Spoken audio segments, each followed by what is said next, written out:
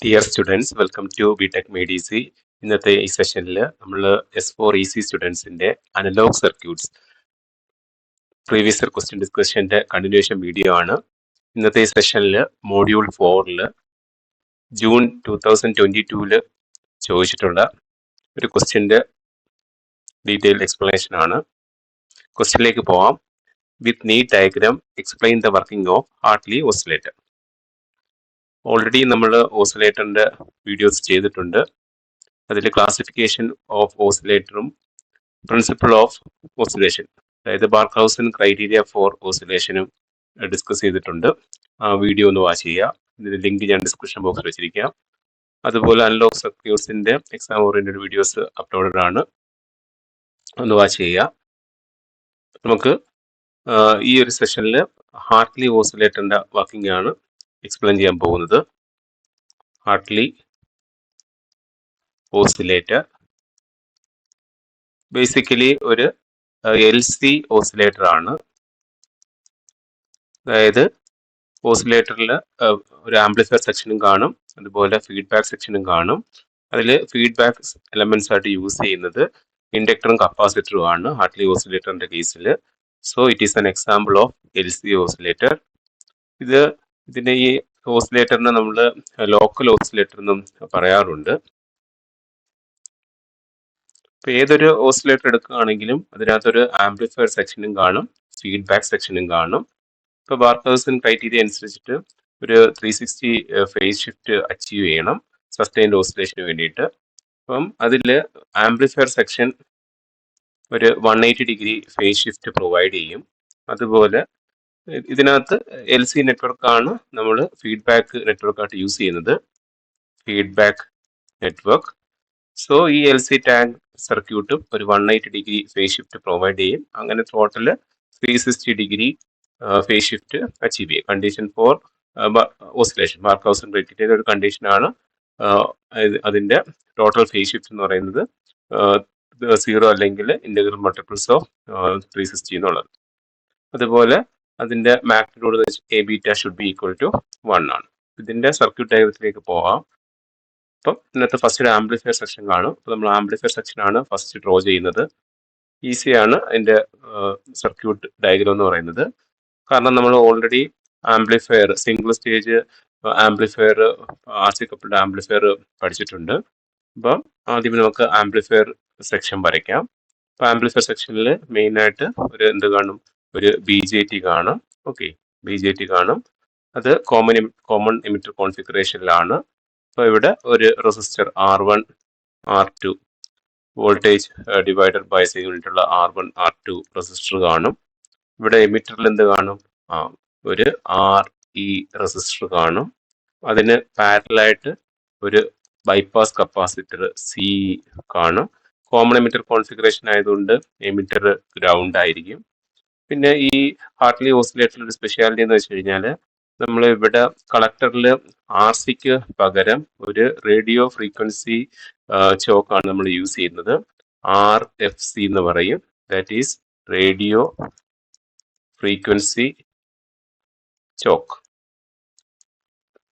അപ്പൊ അത് എന്തിനാന്ന് വെച്ച് കഴിഞ്ഞാല് ഇവിടെ നമ്മളിവിടെ VCC പ്രൊവൈഡ് ചെയ്യും. അപ്പം RFCയുടെ യൂസ് എന്ന് വെച്ച് കഴിഞ്ഞാല് DC വരുമല്ലോ, ഈ DCനെ ഈസി ആയിട്ട് ഫ്ലോ ചെയ്യിക്കാൻ വേണ്ടിയിട്ടും, അതുപോലെ ഒരു high frequency component, okay, high frequency ആയിട്ടുള്ള കറണ്ട് വല്ലതും വരുവാണെങ്കിൽ അതിന് ഹയർ ഇമ്പിഡൻസ് ഓഫർ ചെയ്യും, അല്ലെങ്കിൽ അതിനെ നമ്മൾ ബ്ലോക്ക് ചെയ്യും. അപ്പൊ ആ ഒരു പർപ്പസിന് വേണ്ടിയിട്ടാണ് ഇവിടെ നമ്മളെ കളക്ടറിൽ റെസിസ്റ്ററിന് പകരം ഈ ഹാർട്ട്ലി ഓസിലേറ്ററിൽ ഒരു റേഡിയോ ഫ്രീക്വൻസി ചോക്കാണ് യൂസ് ചെയ്യുന്നത്.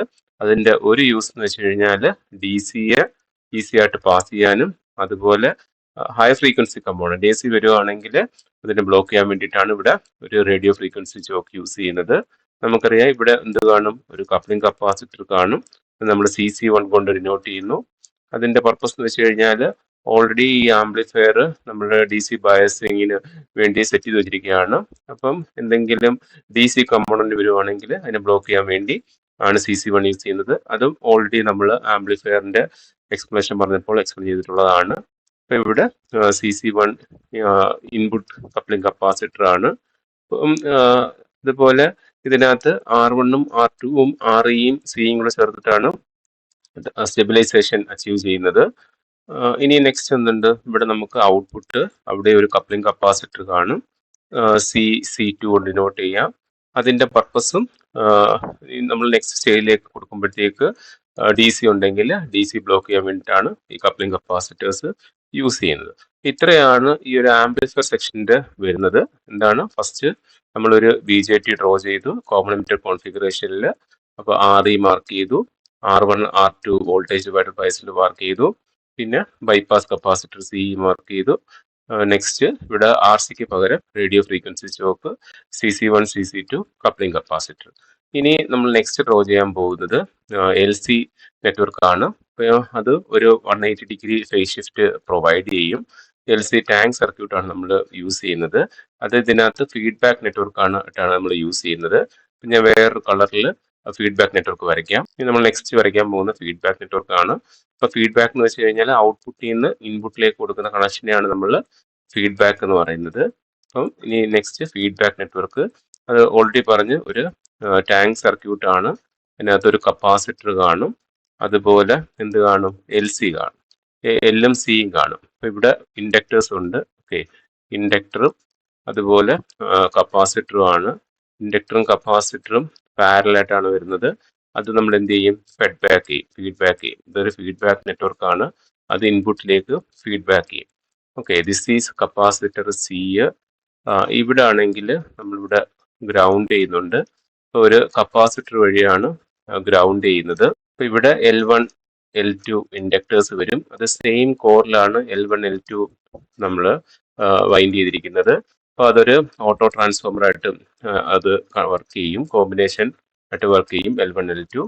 ഇനി ഇവിടെ നമ്മൾ ഒരു ഔട്ട്പുട്ട് എടുക്കാൻ വേണ്ടി L1' ഇൻഡക്ടർ ഉണ്ട്. ഈ കപ്പാസിറ്ററും ഈ രണ്ട് ഇൻഡക്ടറും കൂടെ ചേർന്നിട്ടാണ് എന്തായിട്ട് വർക്ക് ചെയ്യുന്നത്, ഫീഡ്ബാക്ക് സർക്യൂട്ടായിട്ട്, ഫീഡ്ബാക്ക് എലമെന്റ് ആയിട്ട് വർക്ക് ചെയ്യുന്നത്. ഈ ഫസ്റ്റ് വരച്ചത് എന്താണ്, ആംപ്ലിഫയർ സെക്ഷൻ ആണ്. Okay, amplifier section 180 degree phase shift വരും. അതുപോലെ ഈ LC നെറ്റ്വർക്കും 180 ഡിഗ്രി ഫേസ് ഷിഫ്റ്റ് ചെയ്ത് നമുക്ക് ടോട്ടൽ 360 ആയിട്ടുള്ള വർക്ക്ഹൗസിംഗ് ക്രൈറ്റീരിയയുടെ അച്ചീവ് ചെയ്യും. ഈ ഒരു നെറ്റ്വർക്കിന് നമ്മൾ ഈ ഫീഡ്ബാക്ക് നെറ്റ്വർക്കിന് we will also call it as tank circuit എന്ന് പറയും. ഇതിനകത്ത് L1ഉം L2ഉം ഇൻഡക്റ്റീവ്ലി കപ്പിൾഡ് ആണ്. അപ്പോൾ അത് അതിൻ്റെ കോമ്പിനേഷന് ഒരു ഓട്ടോ ട്രാൻസ്ഫോമർ ആയിട്ട് വർക്ക് ചെയ്യുന്നു, ഓൾറെഡി പറഞ്ഞു. അപ്പോൾ ഇതിനകത്ത് ഈ L1 L2 എന്ന് പറയുമ്പോഴത്തേക്ക് ഇൻഡക്റ്റീവ്ലി കപ്പിൾഡ് ആയതുകൊണ്ട് അവിടെ ഒരു മ്യൂച്വൽ ഇൻഡക്റ്റൻസും കൂടെ വരും. അപ്പം ടോട്ടൽ L എന്ന് പറയുമ്പോഴത്തേക്ക് L1 plus L2 plus 2M, ഈ മ്യൂച്വൽ ഇൻഡക്റ്റൻസിന്റെ 2M കൂടെ വരും. അപ്പോൾ ഇതിന്റെ വർക്കിംഗ് വരുമ്പോഴത്തേക്ക് നമ്മൾ VCC സപ്ലൈ കൊടുക്കുമ്പോഴത്തേക്ക് എന്ത് ചെയ്യും, ആംപ്ലിഫയറിലേക്ക് നമ്മൾ VCC സപ്ലൈ കൊടുക്കുമ്പോഴത്തേക്ക് ഈ കപ്പാസിറ്റർ ചാർജ് ചെയ്യും. ഓക്കെ, കപ്പാസിറ്റർ ചാർജ് ചെയ്യാൻ സ്റ്റാർട്ട് ചെയ്യും. അത് ഫുള്ളി ചാർജ് ആയി കഴിയുമ്പോഴത്തേക്ക് അത് ഈ L1 L2 കൂടെ ഡിസ്ചാർജ് ചെയ്യും. ഓക്കെ, അപ്പൊ അങ്ങനെ നമുക്ക് ഓസിലേഷൻസ് പ്രൊഡ്യൂസ് ചെയ്യും വിത്ത് സർട്ടൺ ഫ്രീക്വൻസി. അതാണ് ഇതിന്റെ വർക്കിംഗ് വരുന്നത്. അപ്പം ഇതിനകത്ത് ഈ feedback element combination of L and C ആയതുകൊണ്ട് ഇതിന് നമ്മൾ ഈ ഹാർട്ട്ലി ഓസിലേറ്റർ LC ഓസിലേറ്ററിന്റെ അണ്ടറിലാണ് വരുന്നത്. ഇതാണ് അതിന്റെ. അപ്പൊ ഇതിനകത്ത് ചോദിച്ചിരിക്കുന്നത് സർക്യൂട്ട് ഡയഗ്രം ആണ്. സർക്യൂട്ട് ഡയഗ്രം വരുമ്പോഴത്തേക്ക് ഈ ഒരു ഡയഗ്രം നീറ്റായിട്ട് വരയ്ക്കുക.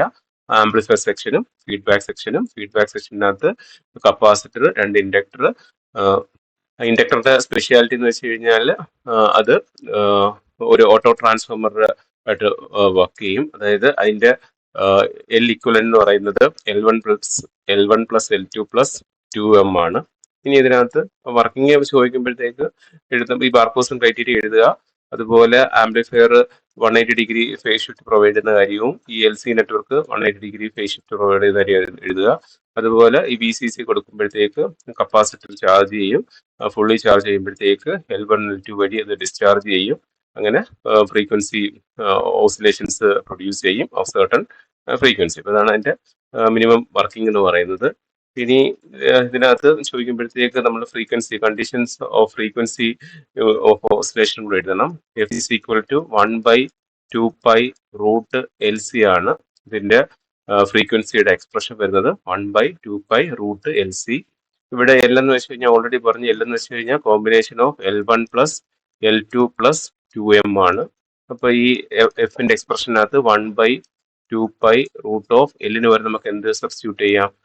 L1 plus L2 plus 2M whole into C എന്ന് വരും. ഓക്കെ, ഇതിന് നമ്മൾ L ഇക്വലന്റ് എന്നും പറയും, ഈ L ഇക്വലന്റ് എന്നും പറയും, L1 plus L2 plus 2M. അപ്പൊ ഇതാണ് ഫ്രീക്വൻസി ഓഫ് ഓസിലേഷന്. പ്രോബ്ലംസ് ചോദിക്കാറുണ്ട്. ഇപ്പൊ ഈ L1 L2 വാല്യൂസ് ഒക്കെ വന്നിട്ട് ഫ്രീക്വൻസി ഫൈൻഡ് ഔട്ട് ചെയ്യാൻ ചോദിക്കാറുണ്ട്. അപ്പം ഈ ജൂൺ 2022 ചോദിച്ച ക്വസ്റ്റ്യൻ്റെ ഫുൾ സൊല്യൂഷനാണ് നമ്മൾ ഈ വീഡിയോയിൽ എക്സ്പ്ലെയിൻ ചെയ്തത്. അനലോഗ് സർക്യൂട്ട്സ് പോലുള്ള സബ്ജക്ട്സിന് സർക്യൂട്ട് ഡയഗ്രത്തിന് വളരെ ഇമ്പോർട്ടൻസ് ഉണ്ട്.